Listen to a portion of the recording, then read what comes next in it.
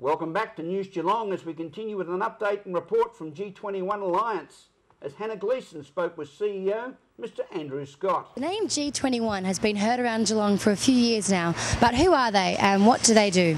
G21 is a company legally, but it was set up in 2003 to basically develop a vision for the region, tell us where it is, where it's heading, and then go out and talk to people very broadly across the community, work out where we want to be, and then to put in place a range of projects to get us to where we want to be. So basically to take us into the future that we want rather than which is forced upon us.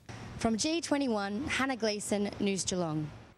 Further on the Geelong region road toll, 13 people died on our local roads in 2009.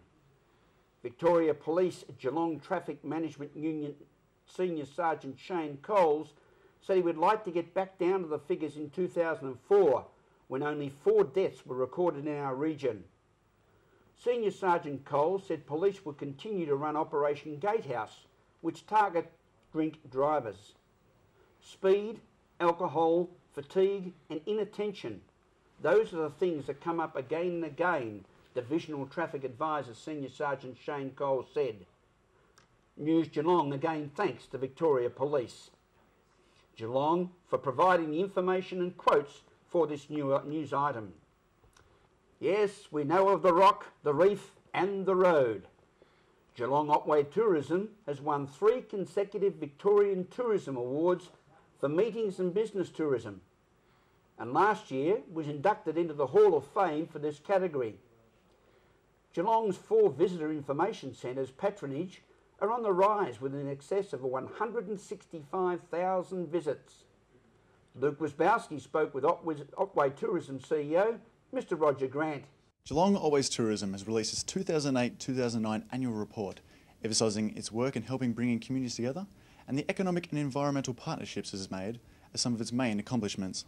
There's been a lot of success this year for the region, despite the global economic crisis and the airline access issues and terrorism. Look, it's a tough time for the industry, but visitor expenditure exceeded $970 million in the Geelong Otway region, and for the whole Great Ocean Road region in excess of $1 billion.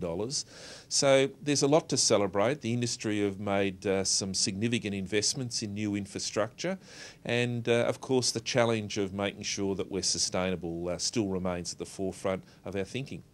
The company is also entering its final year of its 2009-2010 action plan and aims to continue promoting the region as one of Victoria's prime tourist locations, as well as one of coastal Australia's national treasures. Tourism does impact on local communities. It's not always seen as a positive. We understand that. So we do a lot of work with the communities to measure. Do they accept tourism? Do they understand what we're trying to achieve? Do they understand that the focus of tourism is about yield, not about volume? And I must admit, the work that's done independently by the universities has demonstrated there is a high level of acceptance of tourism at the individual and at the community level, which is really pleasing.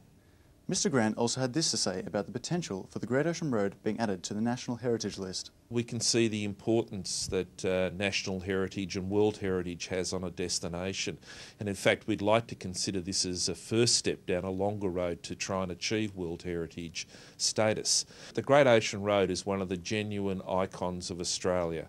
There's a lot of community acceptance of the Great Ocean Road as a prime attraction, and also there's the wonders of the world do include the Great Ocean Road. We always used to say the reef, the rock and the road, and they're really the 3 R's of tourism in Australia. Luke Wierzbowski, News Geelong. Thank you, Luke. Cunningham Pier is an essential part of the continued Geelong waterfront development. It's been a large part of the Geelong waterfront history when the wool industry played such an important part of the Geelong economy. But with the evolution of time and the positive changes that have taken place along our Geelong waterfront, Cunningham Pier remains a Geelong icon. Hannah Gleeson reports on further developments planned for our waterfront feature. The old Cunningham Pier, one of Geelong's most recognisable locations, is finally set for a makeover. New owners, Edge partners Darren Holroyd, Dominic Tripodi and Geelong football player Cameron Ling obtained the lease in October. The expected $4 million upgrade of Geelong Smoggy's waterfront restaurant will include a makeover of the old Cunningham Pier, creating a stylish, high-quality hospitality hub that will enhance our waterfront development. It's the best spot in Geelong to have a really nice business, and it probably isn't that at this stage of the game. So what are the plans now that you're leasing it? The plans, we're working with designers and architects at the moment, but the plans will incorporate a function convention centre, which will probably be such a large room it could be split up into two. You could have two weddings operating at once, 300 people weddings, an upmarket restaurant, possibly a seafood type restaurant, and upstairs there's a really nice area that could become a boutique bar that looks back over the city and have the best views in town. Oh, lovely. And so are you redoing the entire pier? There's actually a bit of a stigma attached to what's been here in the past, so we have to try and create a whole new identity, and it will look great when it's finished. What kind of costs are you looking at doing this entire pier? Probably $4 million plus, I would suggest.